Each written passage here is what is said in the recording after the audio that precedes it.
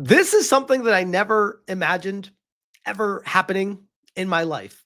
It's something we all knew was going on behind the scenes, but there was no way to prove it or ever think that we'd ever have any kind of admission from the powers that be. But here we are in the state of freedom for all. The House Judiciary GOP tweeted today, Google admits censorship under Biden, promises to end bans of YouTube accounts of thousands of Americans censored for political speech. This is massive. Like, I don't know how else to say. Like, I can't believe this is happening. It was something that transpired during the pandemic. It was heavy. Like, anytime someone stepped out of line and didn't parrot the talking points of the Biden administration, you were at risk of losing your right to speak on a video platform. And they would be like, oh, you're inciting, threatening, or you're making people feel uncomfortable, or this, that, the other thing, whatever excuses that YouTube was saying. When in reality, it was just like they wanted to silence anyone that opposed what the message was. And now that it's all coming to light, I find it very convenient that YouTube is just so quick to blame the Biden regime, as if YouTube themselves had nothing to do with it and that this wasn't forwarding their agenda as well. Let's be real. Keep it a buck here. I think we all know that this is something that was aligning with what YouTube wanted when this was all going down. And now that it's being investigated and coming out, YouTube's like, oh yeah, that was totally Biden. We had our hands were tied. It wasn't us. It was totally all them making us do it, guys. We swear. Washington, D.C. Today, thanks to the oversight of Chairman Jim Jordan, Google commits to offer all creators previously kicked off YouTube due to political speech violations on topics such as COVID-19 and elections an opportunity to return to the platform. Think about this for a second, too.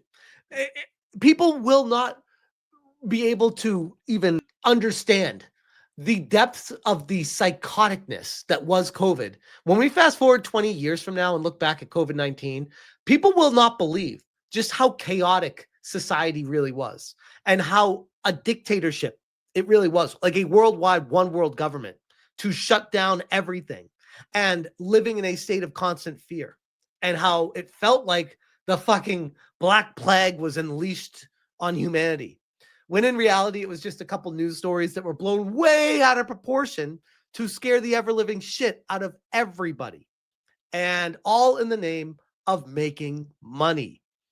And all the people that were saying they were dying from COVID and the hundreds of thousands or millions of deaths from COVID, you actually dig down further and you're like, oh, the hospitals were getting paid if they designated deaths by COVID. So anytime someone died, they would just label it, yeah, COVID death, extra money for the hospital. It was such a completely fucked system.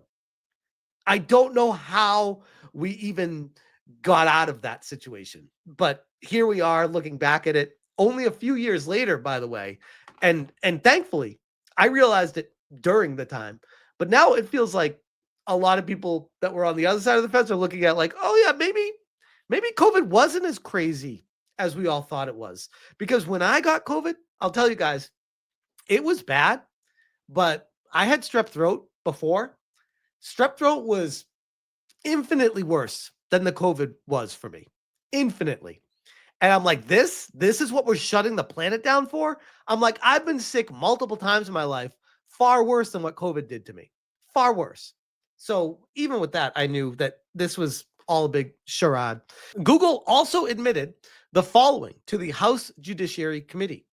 The Biden administration pressured Google to censor Americans and remove content that did not violate YouTube's policies. Well, that's kind of odd, almost as if this is admitting that the Biden administration was acting like a dictatorship. Weird. Now imagine if Trump was in office and this came out, what the lefty lunatics would be saying right now. But because it's the Biden administration, crickets from them. I know you're all shocked. The Biden administration censorship pressure was, quote unquote, unacceptable and wrong. Public debate should never come at the expense of relying authorities. The company will never use third-party fact checkers. Oh, guys, you remember that fact checkers, they were more biased than the people that would admit that they were a lefty lunatic. Like the fact checkers would pretend to be these moral arbiters of truth. And more often than not, it felt like they were wrong. And they would source like fucking Wikipedia as their fact. Like, what? What? Europe's censorship laws target American companies and threaten American speech, including the removal of lawful content. That is very true, and something I've been harping on for what feels like months at this point with what the UK, Europe, and even Australia to an extent are trying to do to threaten American speech. These major admissions come after Chairman Jordan's subpoena to Google and a years-long investigation into the company. Here's the other thing, by the way, and this is how you know that it's something to do with Google and YouTube, because after the Biden administration is out of office, what was stopping Google from announcing, hey, now that they're out of office, we can come clean and tell you guys this is what it was? Why did they need an investigation for this to come out? Because clearly this was aligned with the thoughts and goals of what Google and YouTube wanted, which is why it happened. Emerald Apple said, so basically no one is getting punished or something we already knew about. I guess at least now it's out in the open. It's very true, by the way. Very true. And let's see. We got, this is the official post here. Rep Jim Jordan says, breaking. Due to our oversight efforts, Google commits to offer all creators previously kicked off YouTube due to political speech violations to return to the platform. But that's not all. And he said this is a thread. I'm not going to read through all this, but this is the investigation letter for the committee's investigation, going through everything. Feel free to pause and read through all this information at your leisure. But my goodness, this thread is very, very revealing. Rep. Jim Jordan says, YouTube also admits the Biden administration censorship pressure was unacceptable and wrong, confirms the Biden administration wanted Americans censored for speech that did not violate YouTube's policies. Details when YouTube began rolling back its censorship policies on political speech after the judiciary GOP began its investigation. I'll tell you guys too, from my perspective of being a YouTuber from before Biden came into office to when Biden was in office to now that he's out of office, YouTube, it's like the adpocalypse almost aligned perfectly with the Biden administration. Might have happened like a year before it or so, but that started the slippery slope of censorship to the point of anytime you would put hours upon hours into making a video and you'd publish it, it was rolling the dice on if it would even be monetized. And it wasn't even about the money. It was about the exposure. Because if you got demonetized as a creator, it would automatically be throttled in the algorithm and not go out to people. So when I was a smaller channel, I didn't even care about the money. I'm just like, I'm trying to like get this video seen by people. I'm putting all this work into these videos and I'm just putting my hopes and prayers at Google to not demonetize it. And it felt like, and I'm not even exaggerating, 1 out of 3 videos would get demonetized, if not more often than that. And sure, I'm a little bit more on the side of edgy with the topics that I cover, but I try to be fair with everything that I cover.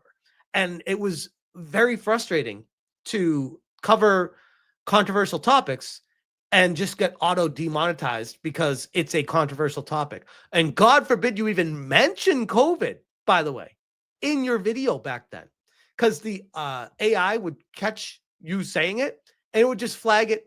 And you'd get an automatic banner underneath your video saying the facts from the third-party fact checkers of what COVID-19 and all this stuff is. And most likely it would be demonetized and throttled. It was insane. It felt like North Korea. I'm not even joking. Anyways, states that public debate should never come at the expense of relying on authorities. Promises to never use third-party fact checkers. warns that Europe's censorship laws target American companies and threaten American speech. Jim Jordan continues saying, over the past few years, we have uncovered massive scandals relating to big tech censorship. This was in 2023. Massive story that broke out about Facebook and the Facebook censorship. And when this happened, I was waiting for the other shoe to drop, be like, okay, now we'll hear about YouTube and Google. 2 years later, here we are, like, oh yeah, and them too. It's like, do you think all big tech was massive censorship during that time? We all felt it. We all saw it. It was like zero freedom. And the lefty lunatics or the people that weren't content creators were like, well, it's not your platform. They're allowed to do it because their platform, they can do what they want. If you want to fight them on it, you start your own platform. I'd be like, you can't, that's not even realistic. You can't just start a platform to compete with big tech. These people hold a monopoly on it. They need to be the ones that offer the freedom of speech and passage. If they're the ones that are limiting it, then it stops right there. Rep. Jim Jordan continues saying, during the Biden-Harris years, under White House pressure, YouTube changed its policies to censor political debate on COVID and elections. Today, YouTube admits that the censorship pressure from Biden admin was unacceptable and wrong, which again, I call bullshit on this because YouTube themselves had every opportunity to come forward with this over the past couple years, or at least the past year themselves. They could have said something about it, but they waited for an investigation to be like, it's not us. It was Biden when he was there. Yeah, it was Biden. It is unacceptable and wrong when any government, including the Biden administration, attempts to dictate how the company moderates content. I know, I try to be fair. I really do try to be fair when it comes to governmental entities and administrations. And I try to see the positives, but holy shit. I look at the Biden administration with the vision of, in my lifetime, it is the worst presidential administration ever. And it's not even close. It was terrible. And anyone that tries to stand by Biden, I'm just like, bro, where were you before Biden and after Biden? Why do you want that environment for your world? That is insane what they were doing. Not to mention all the fucking rainbow flags, transgender, confusing kids with what fucking sex they are, allowing transgender surgeries, life-altering shit happening to people at young ages. Like, as a dad, it is abhorrent, the shit that I've seen with what they were allowing, what they were pushing forward. Now, to make amends with the American people, and because of our work, YouTube is rolling back its censorship policies on political speech. Let's fucking go. We've been talking about the pendulum swinging back for how many years now? Here it is. This is it. This is the moment that we've all been waiting for. It's literally, this is it. This is massive, including topics such as COVID and elections. On key issues of medical content, YouTube policies continue to evolve in line with a dynamic environment. That sounds like Microsoft letting people go or raising prices. Health authorities have changed their guidance over time, and Alphabet's policies have evolved as well. YouTube's current approach allows a wide range of content regarding COVID-19 and elections. While the reliance on health authorities in this context was well-intentioned, the company recognizes it should never come at the expense of public debate on these important issues. Yeah, because you were fucking wrong. And now the truth is out there, and they're like, oh yeah, maybe we should let people actually talk about stuff. And then instead of just saying, follow the science, bro, follow the science of 6 feet of separation. And then you find out Fauci just made that up. And it's like, oh yeah, follow the science of we just made it up. Yeah, that's scientific. All right. Yeah, that's gonna do a whole lot. What does this mean? Whether you're an established YouTube presence with a massive following like Di Bongino, or just starting out to express political views there, you will have an opportunity to come back on the platform if you were censored for engaging in political speech. This is massive, by the way. Massive. This is another victory in the fight against censorship. In August 2024, Meta CEO Mark Zuckerberg wrote the committee a letter admitting the Biden admin pressured Facebook to censor Americans. Right. So why wouldn't people think they did the same damn thing to every major platform? Facebook censored Americans. Facebook throttled the Hunter Biden laptop story. Yep, and yep. Like the things that were allowed to just be throttled and silenced during the Biden administration blows my mind still to this day. Even as Meta admitted to Biden-Harris censorship being wrong, others in big tech were reluctant to go on the record, like I've been saying. Now Google is acknowledging for the first time that it too faced censorship pressure from the Biden White House, and that pressure was unacceptable and wrong. But that's not all. YouTube is making changes to the platform to prevent future censorship. I don't believe you. Any chance that they have to censor people in the future, they will leap towards if there is financial gain to be found there, unfortunately, as we found out already. So forgive me for not believing them, saying, oh, moving forward, we're totally not going to do that again. Okay, you know what? The pendulum swings back and forth. Right now, it's swinging towards that we're not going to have the censorship. It will eventually start swinging back that way, but hopefully not for a long while. YouTube is committing to the American people that it will never use outside so-called fact checkers to censor speech. No more telling Americans what to believe and not to believe. YouTube is also trying out community notes. Elon Musk was ahead of the curve. I will tell you guys, community notes, by and large, are almost perfect because nothing will ever be perfect. And there's a lot of problems with community notes, don't get me wrong.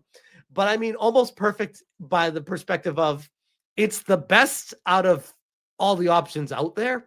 It's been pretty good. Meta followed suit, and now YouTube. And YouTube confirms, I do, by the way, worry that with YouTube trying to do it, there might be groups of people flagging, false flagging, and doing that kind of stuff. But I mean, if they can build a complex enough system, just like X did, it could avoid that. But that's the kind of stuff that I think about with this kind of stuff, because I know it's all about groupthink and following the herd when it comes to being listened to on YouTube.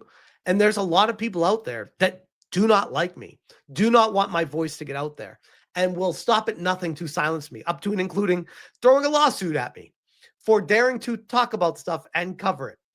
And it really is, that's not even describing a movie badly. That's really what it is. I talk about a lot of things. Some people just take it really personal, while other people handle it better.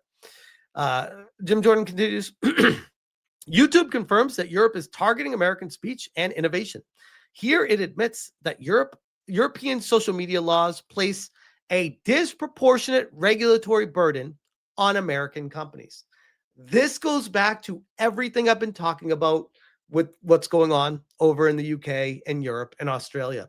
With when they pass or enact a law over there, these big tech companies have to adjust for them. And then it needs to make sure it rolls out to everything else connected to it to appease those laws. So it's a massive issue. It's a massive issue. YouTube warns that Europe could force companies to remove lawful social media content and could risk freedom of expression within and outside of the EU. That's right. Europe wants to censor your online speech, even if you aren't in Europe. Again, this is what I talked about in all those videos, reaching outside of their jurisdiction to place their laws on you, saying, oh, well, we're on the internet. You need to bend the knee and abide by our rules and regulations because we're on the internet too. That's not how any of this works. Google and YouTube credit judiciary GOP for bringing transparency of and accountability for big tech censorship. We will continue to hold big tech accountable. Read Google's whole letter to the committee here.